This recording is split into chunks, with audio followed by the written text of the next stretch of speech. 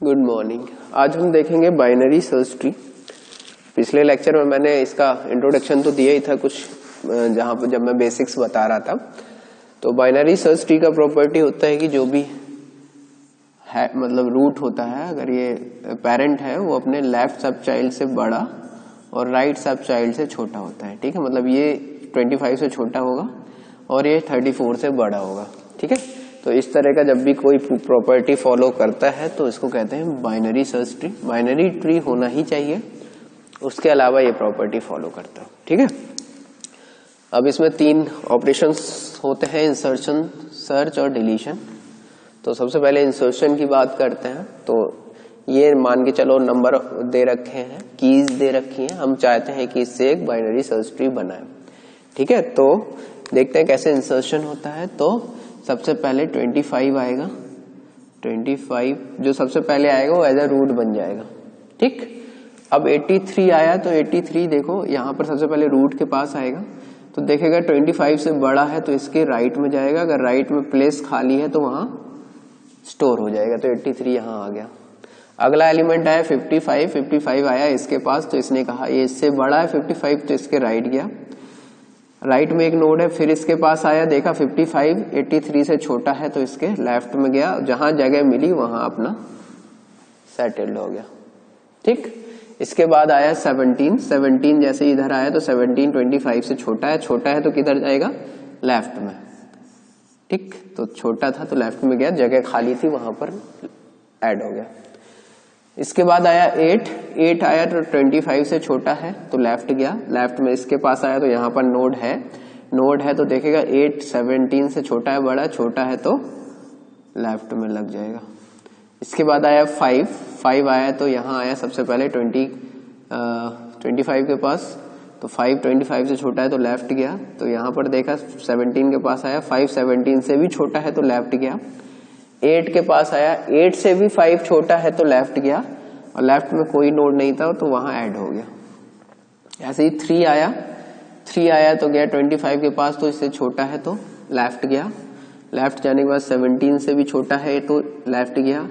यहाँ 8 था तो 8 से भी छोटा है तो लेफ्ट गया।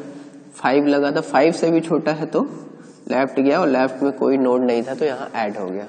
ठीक है, तो वहां तक जाता जाएगा जहां तक कोई नोड मिलेगा। जैसे ही कोई नोड नहीं मिलेगा तो उसके लेफ्ट या राइट जहां जाना होगा वहां ऐड हो जाएगा। अब देखते हैं, जैसे कि 90 आया तो 90 25 पे आया, 25 से बड़ा है तो राइट गया, यहाँ आया तो यहाँ ऑलरेडी नोड है तो यहाँ 83 से कंपेयर हुआ। 90 83 से बड़ा है तो राइट में जाएगा, तो राइट में कोई नोड नहीं थी तो 90 यहाँ ऐड हो जाएगा। ठीक, इसके बाद आया 34 आया तो 25 से बड़ा है तो इसके पास गया, यहाँ चेक किया तो 83 से छोटा है तो इसके लेफ्ट में गया। यहाँ भी नोड है तो 55 था तो 34 55 से कंपेयर हुआ तो इससे भी छोटा था तो इसके लेफ्ट में जगह खाली थी वहां ऐड हो गया। आया 47, 25 से बड़ा था तो इसके पास आया। 83 से 47 छोटा है तो लेफ्ट गया, लेफ्ट में यहाँ भी नोड है तो 55 से कंपेयर हुआ, छोटा है तो लेफ्ट गया। 34 के पास आया, 34 से 47 बड़ा है तो 34 के राइट में जाएगा, तो राइट में जाके यहाँ ऐड हो गया। ठीक, अब आया 93 आया 25 के पास, तो बड़ा है तो राइट में गया, इसके पास आया। 83 से भी बड़ा है तो इसके भी राइट में गया, 90 से भी बड़ा है तो इसके भी राइट में जाएगा और यहाँ पर ऐड हो जाएगा। तो ये सारे के सारे नोड जितने थे सबको हमने इंसर्ट कर दिया बाइनरी सर्च ट्री में। अब मान के चलो ये एक बाइनरी सर्च ट्री दे रखा है, कोई नोड आया एक 13, हमें ये ऐड करना है इस बाइनरी सर्च ट्री में। ठीक है, तो बाइनरी सर्च ट्री में ऐड कैसे होगा, सबसे पहले जाएगा 25 के पास गया तो यहाँ चेक किया 25 से छोटा है तो लेफ्ट गया, 17 के पास पहुंचा, 17 से कंपेयर किया, अगर तब भी 13 छोटा है तो इसके 8 के पास गया, 8 के पास गया तो 8 से बड़ा है 13, तो जब बड़ा है 13 तो 8 के राइट में जाएगा, तो 8 के राइट में कोई नोड नहीं थी तो यहाँ जाके ऐड हो जाएगा। मान के चलो एक और नोड इंसर्ट करनी है 11, तब क्या होगा, 11 इंसर्ट करना है, 25 के पास गया, 25 से छोटा है लेफ्ट आया, 17 से भी छोटा है तो लेफ्ट जाएगा, तो यहाँ 8 है, 8 से बड़ा है तो इसके राइट में जाएगा 13 के पास, तो यहाँ भी एक नोड है। 13 से कंपेयर होगा 11 तो छोटा है, तो 13 के लेफ्ट में देखेगा जगह खाली है तो यहाँ पर ऐड हो जाएगा। ठीक है, तो ये इसका एडिशन हो गया। अब अगर हमें सर्च करना है कोई भी एलिमेंट तो क्या करेंगे? सर्च करने के लिए वही रिकर्जन लगाएंगे। सबसे पहले क्या करेंगे, रूट पे जाएंगे। ठीक, रूट का ही एड्रेस होता है तो उसके रूट पे सर्च करेंगे। अगर जैसे जो रूट एक नोड है तो रूट के 3 फील्ड होंगे, डेटा नेक्स्ट मतलब लेफ्ट चाइल्ड और राइट डेटा और राइट चाइल्ड। जो रूट होगा उसका भी इस तरह से होगा। ठीक है, लेफ्ट चाइल्ड रूट का डेटा और राइट चाइल्ड, फिर इधर राइट से वो होगा, इधर लेफ्ट से, या ये मान के चलो इधर से, इस तरह से कुछ कंपैरिजन होगा। जैसे ये है ना, तो इसको सही से बना देता। जो रूट होगा वो देखो इस तरह से होगा, 25 यहाँ होगा, ये इसका लेफ्ट चाइल्ड का एड्रेस, ये इसके राइट चाइल्ड का एड्रेस, और यहाँ पर अगली नोड होगी, यहाँ पर देखो 17 है इसका लेफ्ट, तो 17 यहाँ होगा, ये इसके लेफ्ट चाइल्ड का एड्रेस, यानी कि ये इसके एड्रेस ऑफ 17 होगा। राइट में कौन है? 83, तो ये एड्रेस ऑफ 83 होगा। ऐसे 83 के लेफ्ट में 55 है तो एड्रेस ऑफ 55, एड्रेस ऑफ 90। 17 के लेफ्ट में देखो एड्रेस ऑफ 8 है, लेकिन 17 के राइट में कुछ है? नहीं है, तो नहीं है तो क्या आएगा? नल। ठीक, याद रखिए। ठीक है, तो इस तरह से स्टोर होगा ये पूरा। आगे 8 का में भी 3 होंगे इस तरह से। ठीक, तो हम क्या करेंगे, सबसे पहले जिस एलिमेंट को कंपैरिजन करना है तो इसको पहले रूट से कंपेयर करेंगे। अगर रूट से छोटा है, रूट के डेटा से छोटा है, तो फिर क्या करेंगे, लेफ्ट में आएंगे और इस वाली नोड से फिर से स्टार्ट करेंगे। मतलब जैसे 13 को खोजना है तो 13 पहले 25 से कंपेयर होगा, तो छोटा है तो अब हम सिर्फ इसमें सर्च करेंगे। फिर से यहाँ 13 हुआ सर्च, तो फिर इससे छोटा है तो हम सिर्फ इसमें कंपेयर करेंगे। फिर 8 से कंपेरिजन हुआ तो बड़ा है तो हम सिर्फ इतने पोर्शन में सर्च करेंगे, और यहाँ 13 मिल गया।